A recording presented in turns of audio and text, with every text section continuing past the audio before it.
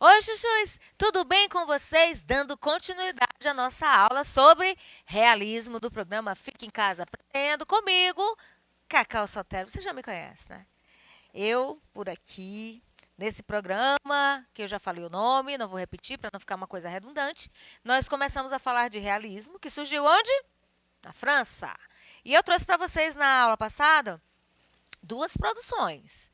Uma de Gustave Colbert, que é o pintor. Eu trouxe até o ateliê do pintor, lembram? E o Gustave Flaubert, que é o escritor com o tema da sua obra, Madame Bovary, que é o marco inicial do realismo lá na França.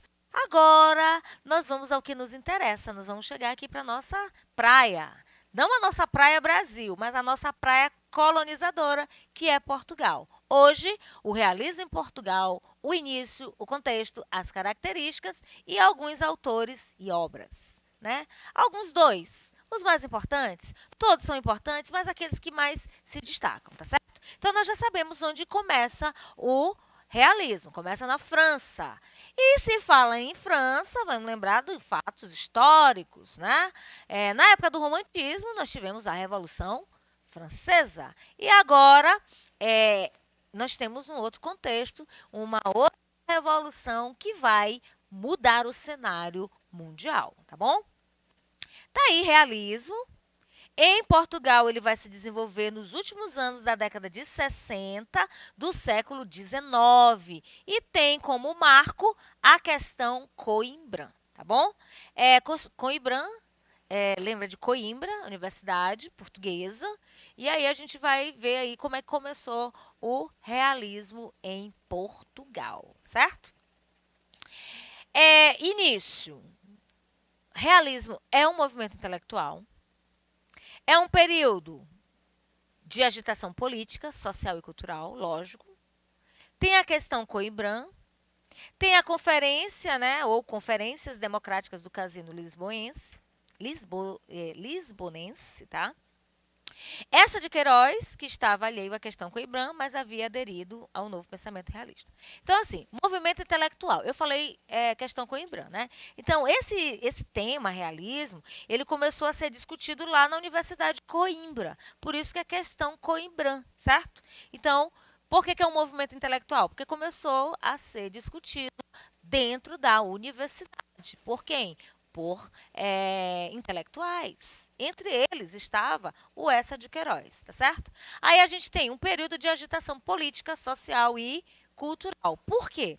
Porque nesse período, eu já vou me adiantar, eu ainda nem cheguei no contexto histórico, mas eu já vou falar, nós temos a Revolução Industrial que entrou na segunda fase. E se o nome está dizendo Revolução Industrial, você já vai lembrar de substituição da mão de obra pela máquina. É um período de muita transformação no mundo, certo?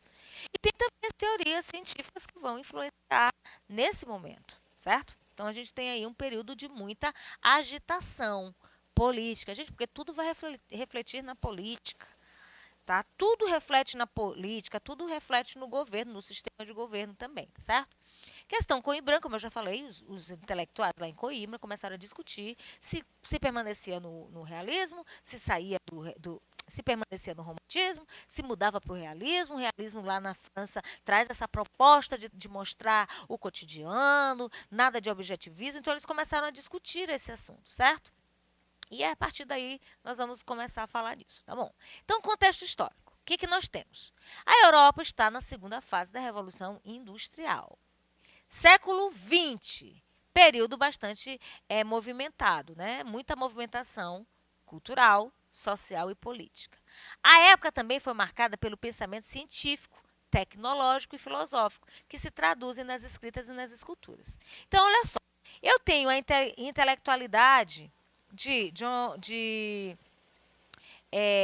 Marx, Engels, eu tenho também o positivismo de Augusto Comte, eu tenho as teorias de Charles Darwin. Então, eu tenho tudo isso acontecendo no momento onde as produções literárias começam a ter um novo conceito ou uma nova apresentação para a sociedade. Por quê? Porque a sociedade está em transformação. Porque a política está em transformação. E, logicamente, o homem está em transformação. Então, isso é muito natural que a produção literária, que a arte, seja na pintura, seja na escultura, seja nas letras, enveredem por esse mesmo caminho de transformação, por esse mesmo caminho de mudança, certo?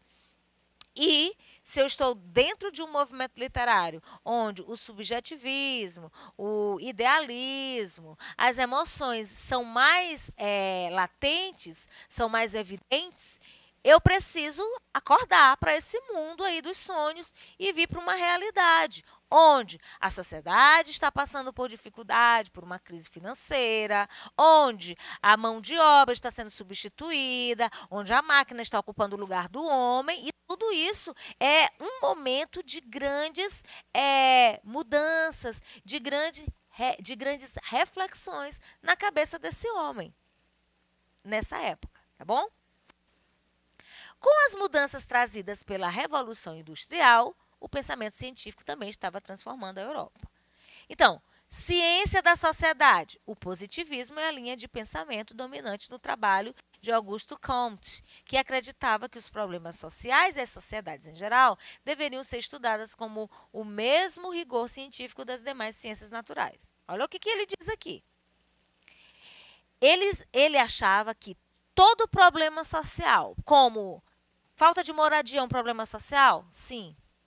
Desemprego é um problema social? Sim. Miséria é um problema social? Sim. Então, Augusto Comte, com a teoria do positivismo, a teoria do positivismo é aquela teoria de se provar o que se diz através da ciência. Então, ele propõe esse positivismo, esse estudo científico nas questões sociais. E isso revoluciona a cabeça das pessoas, da sociedade, de modo geral. E ele ainda diz assim, com o mesmo rigor científico. Então, gente, a ciência se propagando, quando nós lembramos de ciência no início das escolas literárias, lá no trovadorismo, era algo que ficava escondido, que ficava concentrado na mão da igreja, lembram? Quando as descobertas começaram a aparecer, a ciência começou a explicar muita coisa, não parou mais, como até os dias de hoje, que por exemplo, se conseguiu deixar pronta uma vacina em menos tempo que o comum de épocas anteriores. Isso é ciência, isso é tecnologia, isso é avanço científico. Nada de extraordinário, vamos dizer assim. Há pessoas que, por exemplo, nos dias de hoje, ficaram inquietas pelo fato de uma vacina ter sido feita, como eu já disse, em tempo recorde. Mas há uma necessidade aí no mundo dessa época. Daqui a 20 anos, não menos, daqui a 10 anos, o momento que vivemos hoje estará registrado nos anais da história da humanidade. Assim como essa época aqui positivista causou grande reboliço na sociedade, tá bom?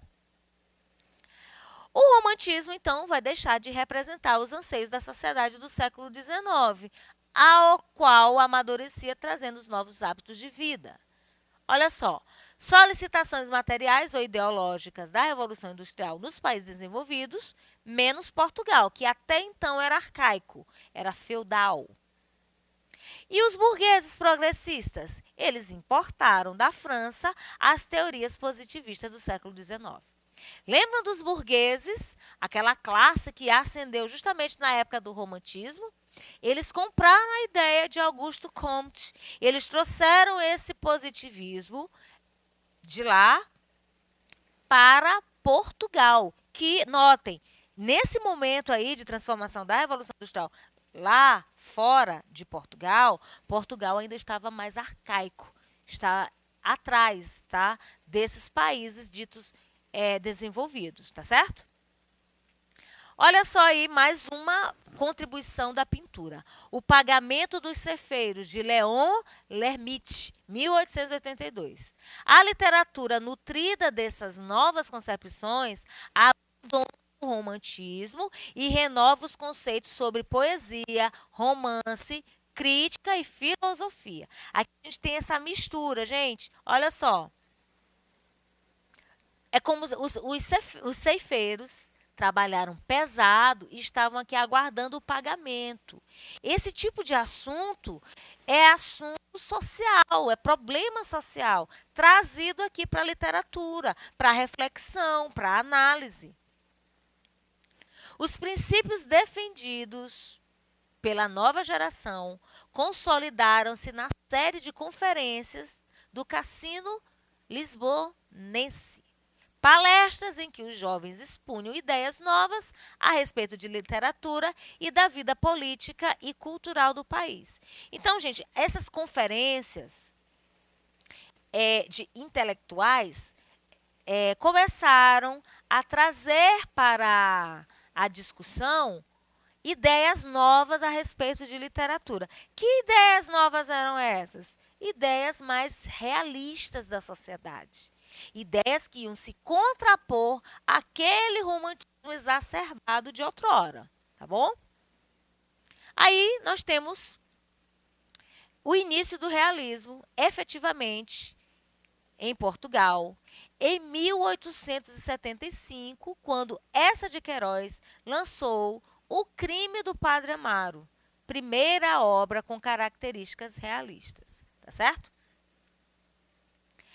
Publicado pela primeira vez em 1875, O Crime do Padre Amaro denuncia a corrupção dos padres que manipulam a população em favor da elite e a questão do celibato clerical.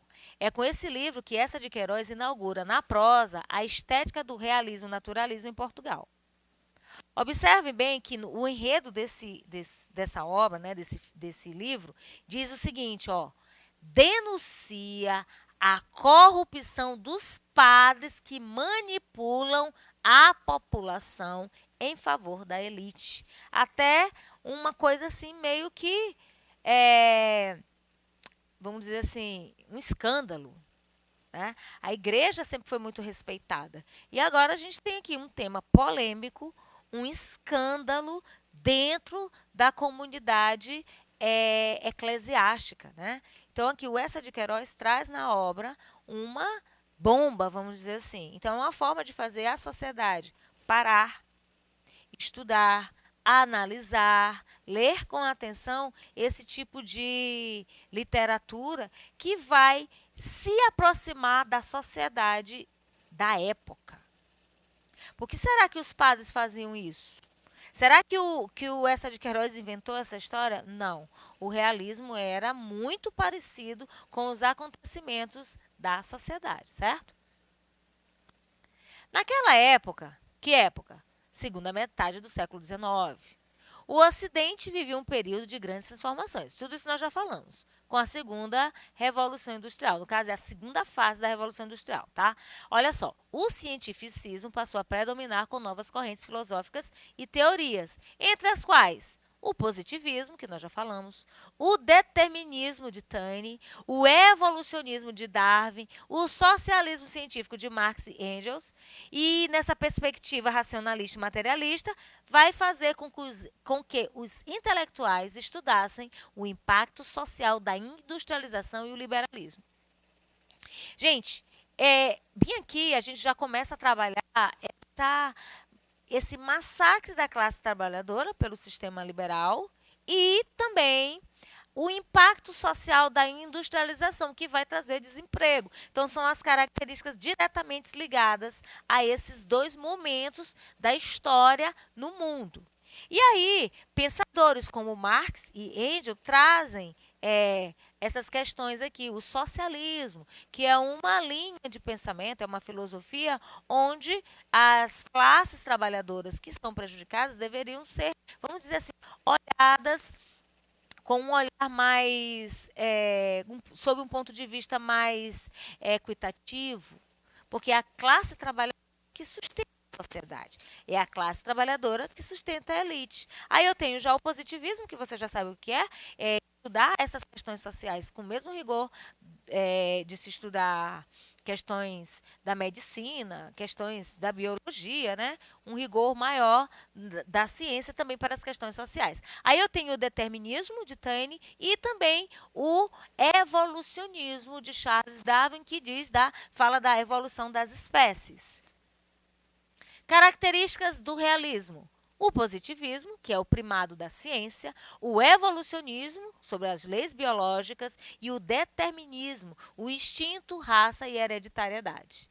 Tá? Temos ainda o objetivismo, materialismo e negação dos sentimentos, tá? Isso daí é uma oposição direta ao romantismo, reação à monarquia e ao clero, preocupação com a atualidade, com o presente, e as personagens esféricas, que se opõem às personagens românticas, pois são imprevisíveis, dinâmicas e têm profundidade psicológica.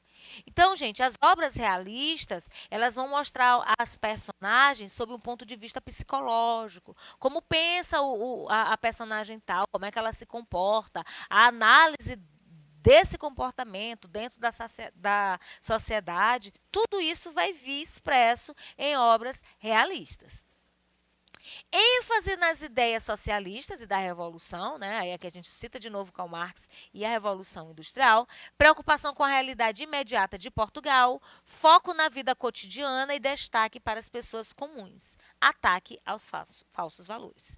Então aí quando você lembra dos quebradores de pedra do Gustav Colbert, você tem isso aqui, ó. Foco na vida cotidiana e destaque para as pessoas comuns, as pessoas do campo, as pessoas das lavouras, os operários das fábricas, tá? O pagamento, né? Aquela obra que nós vimos, as pessoas sentadas esperando o seu dinheiro depois do pagamento dos cefeiros, depois de um dia, né, de trabalho, talvez uma semana, vão receber o seu dinheiro. Então, tudo isso aí é trazido à tona nessa nova visão de arte, tá bom? Rejeição ao clérigo, já falamos, negação da idealização e opiniões objetivas. Aí nós temos os autores que se destacam nessa época. Então tem o Essa de Queiroz, que tem o Crime do Padre Amaro, A Tragédia das Ruas das Flores, O Primo Basílio, que já virou até filme também, O Mandarim, A Relíquia e Os Maias também, que é obra da TV, tá? Você pode ver o Primo Basílio, que já virou minissérie, e Os Maias também. São obras que já viraram produções na TV brasileira que nós podemos assistir e entender e aprofundar muito mais essa obra, certo? Nós temos ainda o Antero de Quental, tá? Ele foi um dos autores envolvidos na questão Coimbra e que enviou uma carta-resposta a Antônio Castilho. Ele era escritor, poeta dedicado à poesia, filosofia e política. Ele foi um dos fundadores da Sociedade do Raio, grupo que reunia autores interessados em renovar a literatura e o país a partir da crítica social. Quero dizer para vocês que o Castilho, Antônio de Castilho, ele escreveu um pós-fácil de um livro onde ele faz uns comentários não muito agradáveis a Antero de Quental. E ele responde isso também em seguida, tá certo? Por isso que aqui diz que ele escreveu, tá? Uma obra, ele escreveu assim uma resposta ao Antônio Castilho, tá certo? Isso na questão Coimbra, tá bom? Entre as obras de Antero nós temos Odes Modernas, Bom Senso e Bom Gosto, Dignidade das Letras e Literaturas Oficiais. Defesa da carta encíclica à sua Santidade Pio IX, causas da decadência dos povos peninsulares. Bom, só para reforçar aqui essa história do Antônio de Quental, a gente já viu que a questão Coimbra, os intelectuais tinham dúvidas acerca desse novo momento da literatura, né, em contraponto ao romantismo. O Antônio de Castilho escreve a respeito disso e o Antônio de Quental não gosta do que é escrito e faz aí uma publicação em resposta ao Antônio Castilho, que nós vamos ver em outras aulas, tá? Esse é o nosso momento, é o realismo. Realismo em Portugal, é um momento muito interessante, também nós vamos ver realismo no Brasil, vamos conhecer autores, obras, vamos desmistificar e vamos também esmiuçar mais ainda esse assunto, tá? Hoje vimos isso, espero que vocês tenham entendido e se situado no tempo e no espaço de um assunto assim tão enriquecedor para a nossa literatura, tá? Eu vou ficando por aqui. Será que vocês entenderam? Acredito que sim. Acompanhe com o seu professor, faça a sua pesquisa, anote e continue conosco no programa Fique em Casa Aprendendo. Compliquei?